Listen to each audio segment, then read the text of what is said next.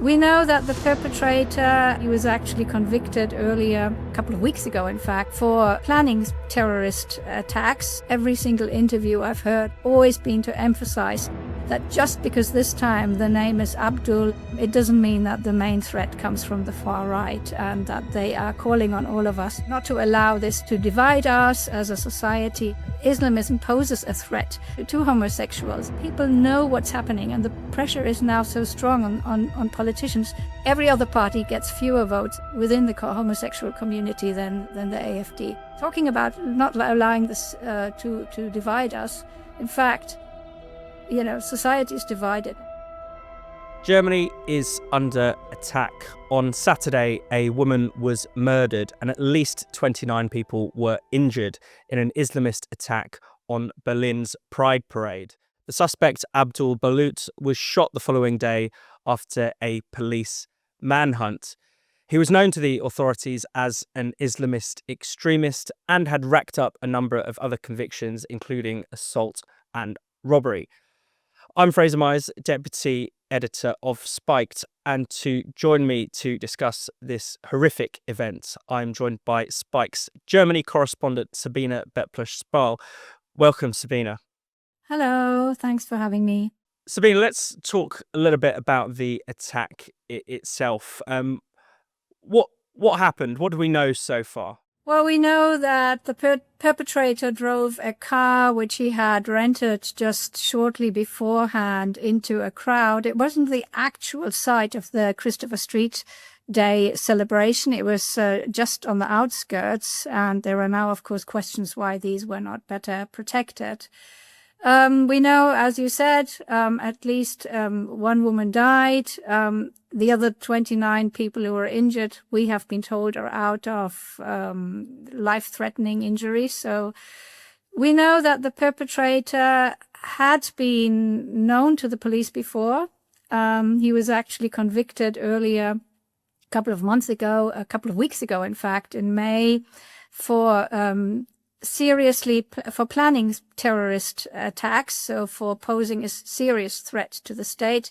He was sentenced but let off, or let's put it this way, he had been in custody for 6 months, and the court thought that this custody time might have been enough for a man as young as he was, which was 21.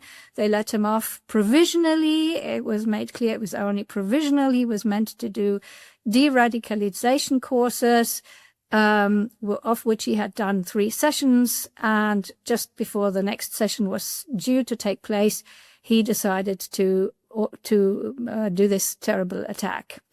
So that's what we know. There were ideas of a second person involved in it, which the police have now said this morning that idea has not been confirmed. So they think it was a lone wolf, so to say, of a single attack by one terrorist. And what's the political reaction been in Germany? What are people most angry about? Well, it depends who you ask. I mean, normal people are most angry, by the fact that this is now a repeated case of a serious threat by somebody who was known to the police, who should have been in prison. People are angry by the fact that we have in Berlin, as the police tell us, at least 900 people who are considered a serious threat to public security. In all of Germany, 9,000. And people are saying, how can this be? Is the state no longer able to protect us?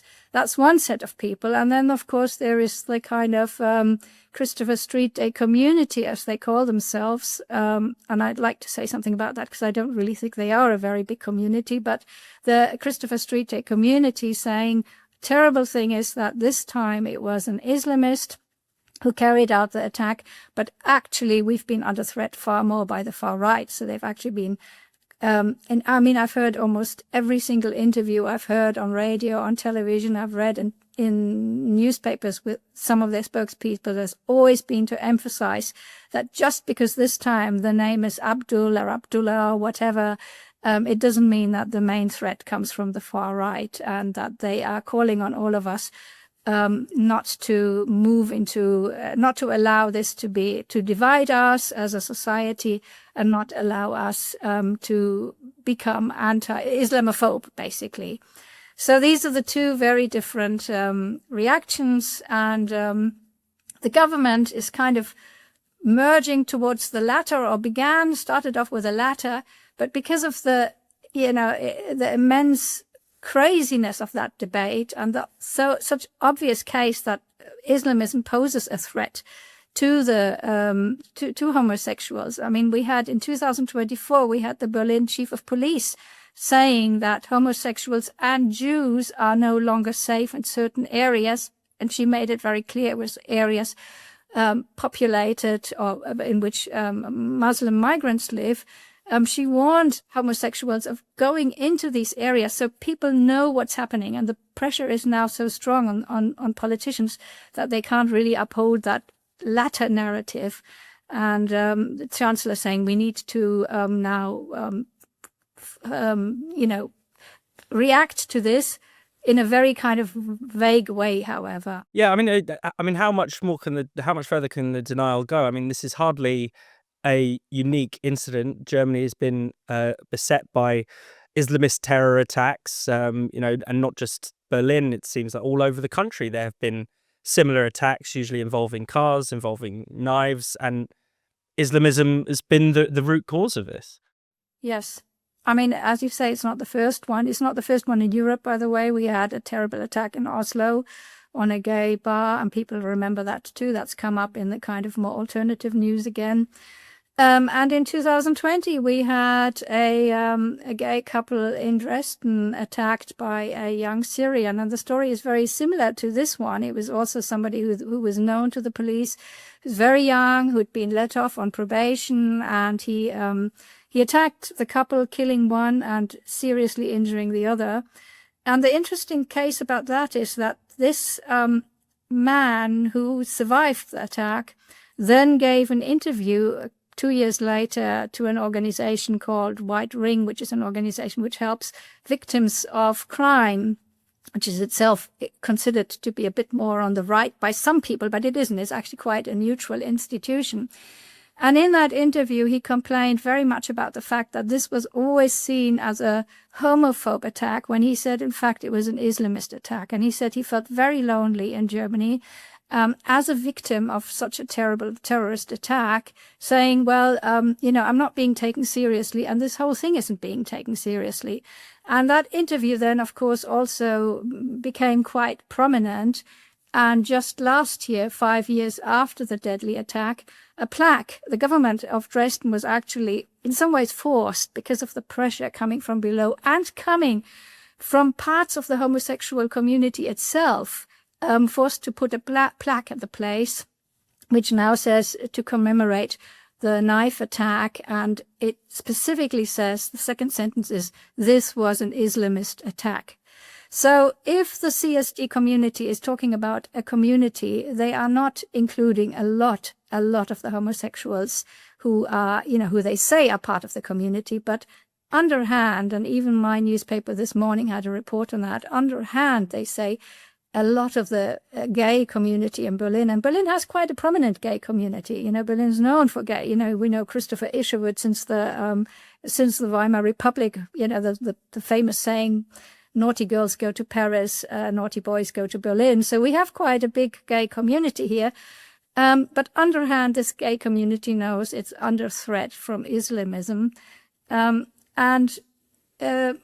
the other proof we have of the gay community knowing this quite well is that there have been surveys showing that the populist AfD is now the party of choice, is now not the party of choice, that's probably not the right expression, but it is now the party which is the first party voted by homosexuals, meaning every other party gets fewer votes within the homosexual community than the AfD. So, talking about not allowing this to divide us, in fact, society is divided, and even the community, as they call it, is deeply divided. As tragic as it is, are more attacks not inevitable? I mean, Germany still has high levels of illegal migration, still has a huge number of unintegrated, large unintegrated Muslim population.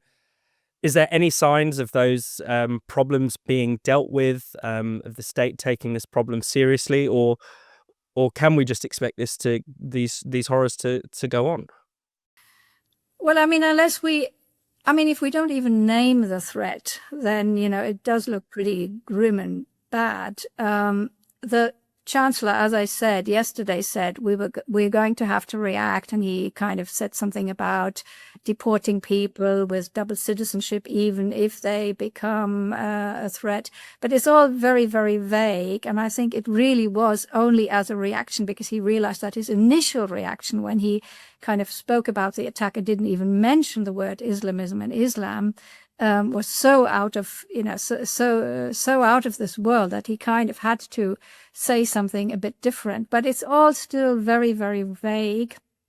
And the problem is, and I think they are right, some people are saying, again, from within the homosexual community, I've read it, could it not be that it's already a bit too late? If we say we have 900 people in Berlin, 9,000 people in Germany, you'd imagine that the state would put all efforts into trying to find these people, kind of, neutralize them, do what they can, and it's really not being done. So there is this feeling of despair. They are trying to stop people from coming into the country, so we still continue to have border controls. But this guy, obviously, he was born in Germany. He was born by a Lebanese mother who herself took on German citizenship. There'll have to be a huge effort by the courts, which should not make mistakes like this again and again, releasing people who are a threat, a danger to the public. And there must be a very clear naming of the problem. And unless that's done, I don't know how they're going to get the problem under control. And is there an Islamism problem that goes beyond terrorism? And you wrote recently about a leaked report by the intelligence ministry suggesting that Islamists are trying and actually having some success in influencing German public life in a way that perhaps is more insidious than just simply acts of violence. Yeah, and especially Berlin is a place in which this is happening, so that they have entered the political parties, namely the kind of the Social Democrats and the Left Party. Berlin has, and that's another big irony, for the first time this year called on a citywide day against Islamophobia, which was already criticized badly by many. Yes, there is a wider problem. And even after this attack, people are always saying, well, we can't include every Muslim, or we can't say every Muslim is a terrorist. That's obviously true. But the question is, how far do sympathies for these acts go, and how far do excuses being made for these acts go? And that is, quite a kind of sinister question, because, every time we have these attacks, we always have calls from the pro-Islamic left and Muslims themselves saying, this has nothing to do with Islam. And I think again, there needs to be a very clear reckoning, because it's very obvious. I mean, we say this has nothing to do with Islam, but we do hear that the perpetrator was very religious. He prayed 3 times a day. He called himself a Muslim. He said he was acting, and the perpetrator in 2020 said it too. We know about him better because he wasn't killed. He's actually in prison. He said he believed homosexuality to be an evil act, and that he had done the right thing. He said that in court, actually, that he had done the right thing in trying to kill these people. So, there is something very, very, very bad going on at the moment. Absolutely. Well, thank you for your thoughts, Sabine Beppler-Spahl. Thank you.